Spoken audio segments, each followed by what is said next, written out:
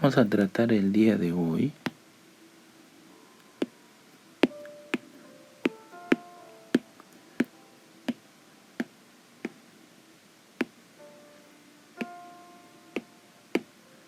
el cerebro humano.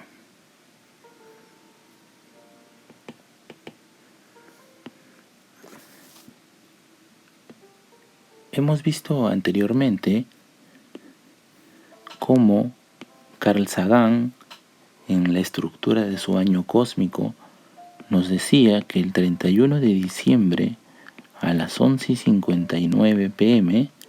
se produjo la emergencia de la sociedad,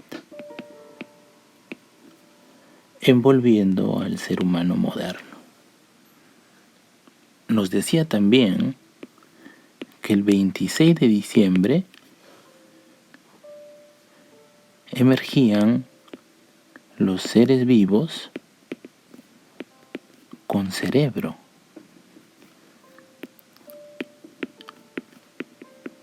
Es decir, los mamíferos.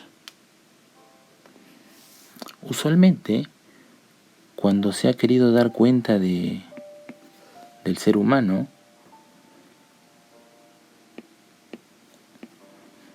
y en particular de su estructura cerebral, se ha hurgado al interior del cráneo, pasando por alto que lo singular de una persona radica en que desde su nacimiento y desde antes está envuelta, está sostenida por un sistema llamado sociedad. Es esta sociedad la que da forma al cerebro humano, lo cual se traduce en que el cerebro del ser humano presenta neocórtex y el cerebro del mamífero presenta paleocórtex. Vamos a verlo del siguiente modo. Este es un trabajo del profesor Miguel Marín Padilla que, siguiendo la técnica de Ramón y Cajal, logra identificar la evolución, el desarrollo de la corteza cerebral en distintas especies.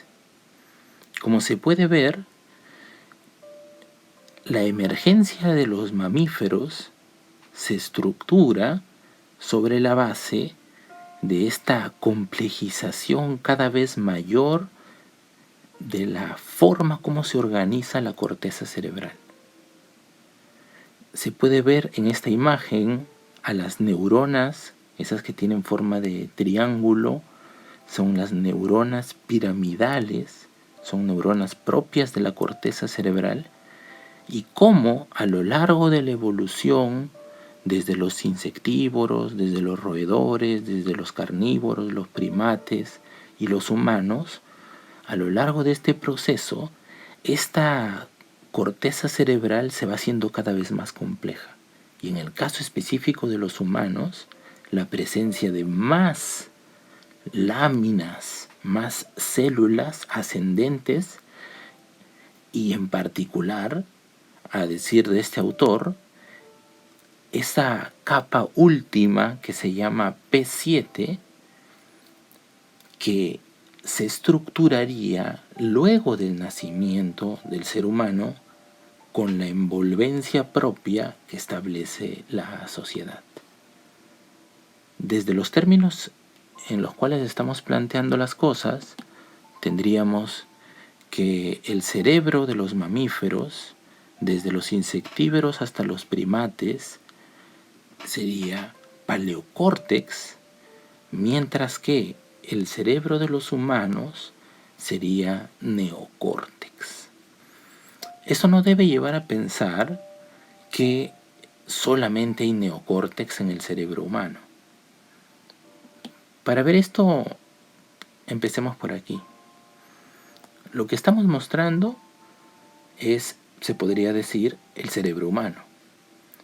Sin embargo, en términos precisos, lo que se muestra es el encéfalo humano, que quiere decir todo el sistema nervioso al interior del cráneo. Este encéfalo humano, una de sus partes, es justamente el cerebro. Vamos a identificar en este cerebro la distribución de paleocórtex y neocórtex. Paleocórtex, neocórtex.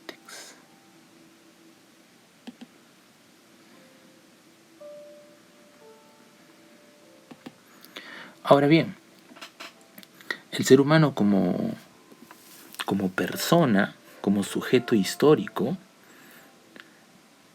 se sucede en el mundo, y uno de los eventos particulares que le acontecen es el momento del nacimiento. El nacimiento no implica el inicio del desarrollo. El nacimiento está poniendo en evidencia un cambio circunstancial, probablemente el cambio circunstancial más importante que se vive en la etapa temprana. Luego de esto, el ser humano, la persona, es envuelto por el sistema educativo,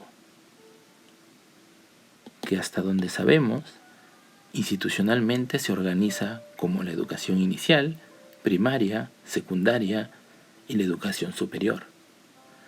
Todo esto como antesala del ingreso de la persona en el mundo del trabajo, en el contexto laboral.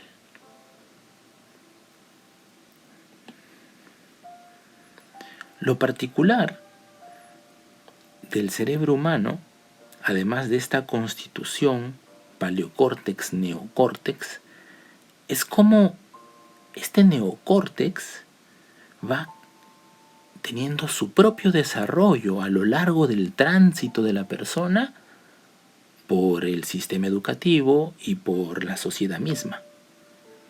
Por ejemplo,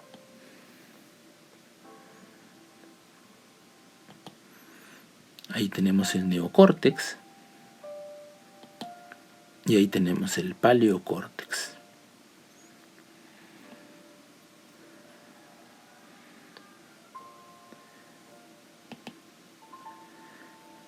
Lo que estamos mostrando es que en el caso, por ejemplo, del recién nacido, las áreas paleocorticales son aquellas que están en mayor dinámica de plasticidad. Una vez que se va estableciendo el desarrollo en lo que podríamos llamar la infancia, por ejemplo,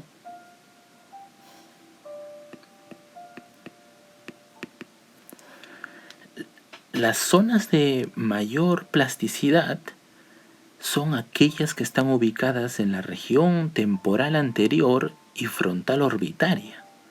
No quiere decir que todo el cerebro está congelado, quiere decir que en estas partes se da una mayor dinámica a nivel del metabolismo y a nivel de la actividad propia de las células. Durante la niñez y la adolescencia, el neocórtex que está en mayor actividad es el que está ubicado en las regiones parieto, témporo, occipital. Y en la juventud,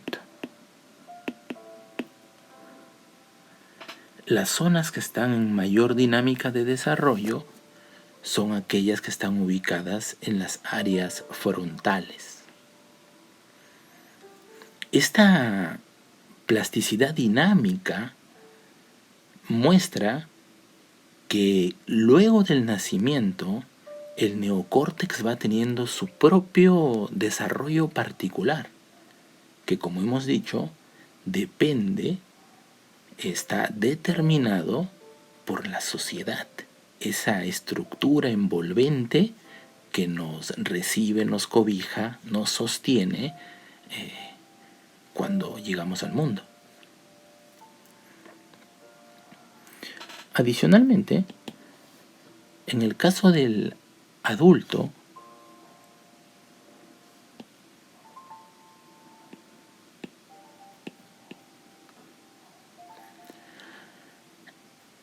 la estructuración del neocórtex ya no tiene la misma dinámica que durante la formación del neocórtex, que comenzaba en el nacimiento, para decir un término estándar. En la adultez son las condiciones de vida de las personas, nuestros modos de existir, de trabajar, de participar en el mundo, nuestra forma de vida, la que desde el neocórtex estructurado va a reorganizar toda la actividad de la persona.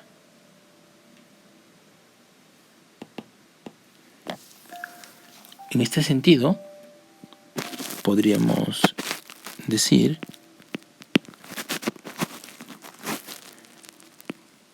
que el cerebro humano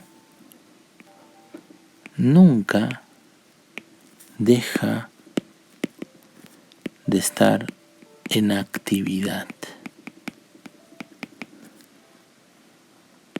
Segundo,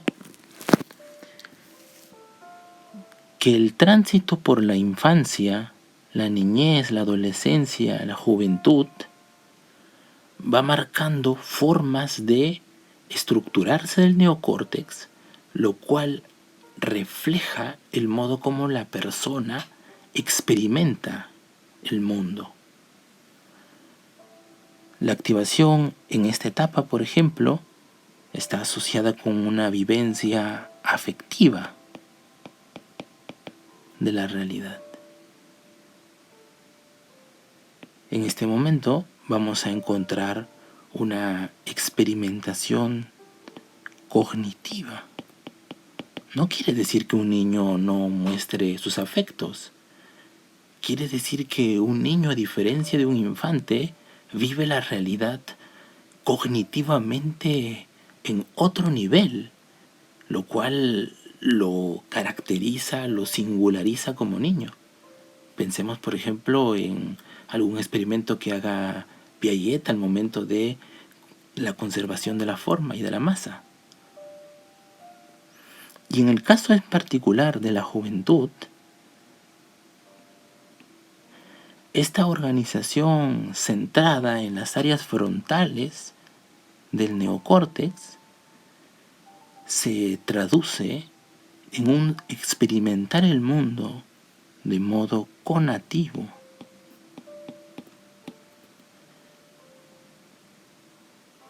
A partir de nuestras motivaciones, a partir de nuestras valoraciones. Entonces, cuando hablamos de la formación del neocórtex, estamos hablando de esa progresión que en un primer momento determina una experiencia afectiva del mundo,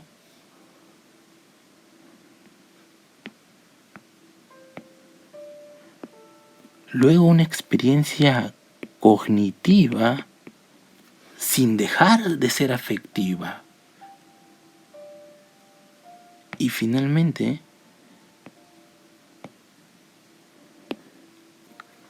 una experiencia conativa en términos de motivaciones. No quiere decir que un infante no se motive. Claro que se motiva.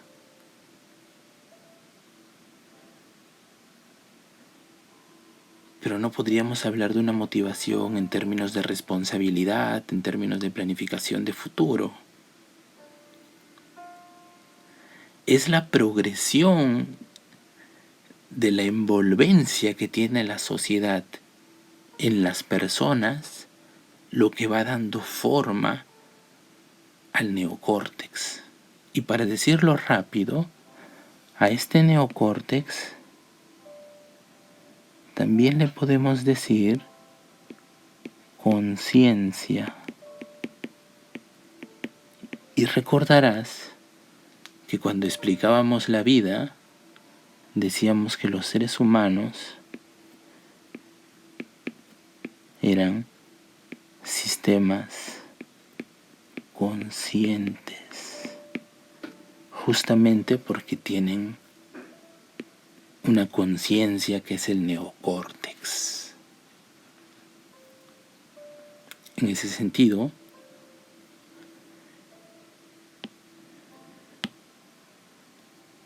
el sistema educativo lo que busca es la formación de la conciencia de las personas que va envolviendo.